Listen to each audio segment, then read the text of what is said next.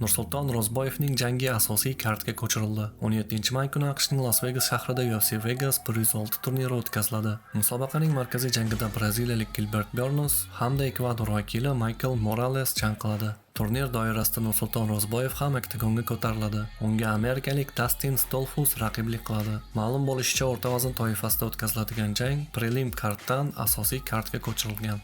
Barchaga salom, sizlar bilan sevimli sportimizdan bir daqiqa ham uzoqlashmagan holda doimgidek Tahlil MMA kanali. Demak, yangiliklarni boshladik.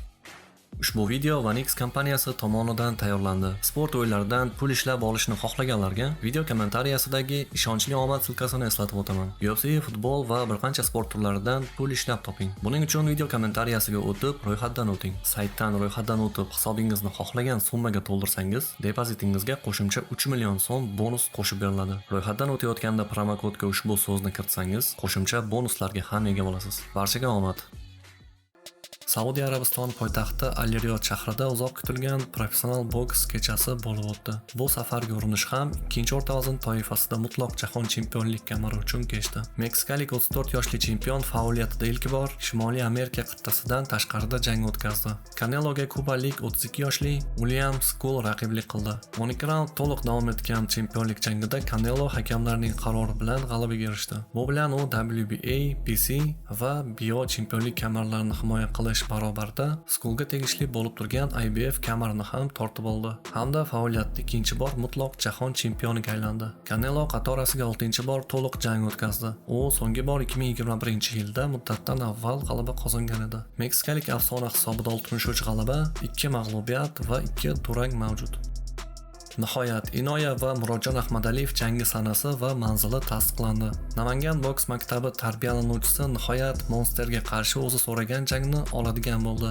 Ikkinchi eng yengil vaznda mutlaq jahon chempioni yaponiyalik Inoya shu yo'nalishda sobiq 2 yo'nalish chempioni Murodjon Ahmadaliyevga qarshi 14-sentabr kuni o'z vatani Yaponiya poytaxti Tokio shahrida tashkil etiladigan professional boks oqshomida ringga chiqadi.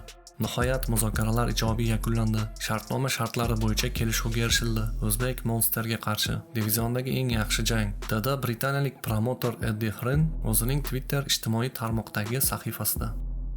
Arman Sarkyan iyul oyida Abu Dabida bo'ladigan turnirda jang qilish taklifini rad etdi. Xabarlarga ko'ra, unga reytingda 7-o'rindagi Mateusz Gamrot bilan jang taklif qilingan. Arman nima uchun jangni rad etganini ochiq aytdi. Uning gaplari: Men kamar uchun 1-raqamli da'vogarman. Nega reytingda 10-raqamli jangchiga qarshi chiqishim kerak? Men top 10da bo'lganimda menga hech kim bunday imkon bermagan. UFC bunday raqib taklif qilib, menga nisbatan hurmatsizlik qildi. Men bundan yaxshirog'iga loyiqman. Men reytingda 1-man. Rad etish orqali UFCni g'azablantiramanmi? Aksincha, bunday raqibni taklif qilib, meni g'azablantirishdi.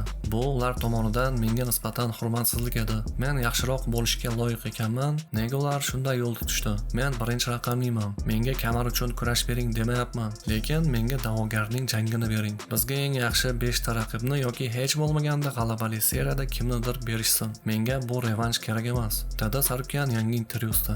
U UFC 311 turnirini barbod qildi va endi u rahbariyatdan hurmat kutmoqda. To'priya Maxachev ustidan qanday g'alaba qozonish mumkin? Armanning gaplari. To'priya Islomga qanday raqobat ko'rsatishi mumkin? U past bo'yli, Islomga yaqinlashishi qiyin bo'ladi, lekin kuchli uradi, oyoqda yaxshi turadi. Har qanday vaqtda Islomni nokaut qilish mumkin. O'ylaymanki, agar u aniq zarba bera olsa, Islomni yiqitadi. Lekin menimcha Islom uning stoykasini buzib kirib bormaydi. U uzoqdan ishlaydi, uni poylaydi. To'priya qo'llari bilan yaqinlashmoqchi bo'lsa, Islom uni yerga olib tushadi, klinch qilishga harakat qiladi. Yaqinda To'priya UFC 317 turniriga tayyorgarlik ko'rishni boshlaganini e'lon qildi va Sarkyan gruziyalik jangchining raqibi bo'lishi mumkinligini tan oldi. Bundan tashqari, agar bunday taklif tushsa, chempionlik jangini sug'urtalashga tayyor. Agar ular meni To'priya bilan jang qilishimni aytsa, men mashg'ulotlarga shoshilaman va tayyorgarlik ko'raman. Parhezga rioya qilaman. Hamma narsadan voz kechib, unga tayyorgarlik ko'rish kerak. Agar ular Maxachev va To'priya o'rtasidagi jang bo'lishini e'lon qilishsa, men bu jangda zaxira bo'lish variantini ko'rib chiqaman. Chunki hozir menda imkoniyatlar ko'p emas. Shuning uchun men tavakkal qilaman, dedi Arman Sarkyan.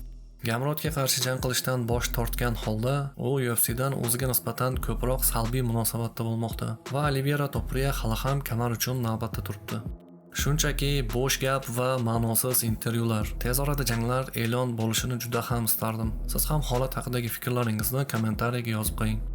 Video va yangiliklar buguncha shulardan iborat edi. Rolik sizga yoqqan bo'lsa videoga like bosib keting. Sizlar bilan doimgidek tahlillanmay kanal edi. Ertangi rolikda ko'rishguncha barchangizga xayr.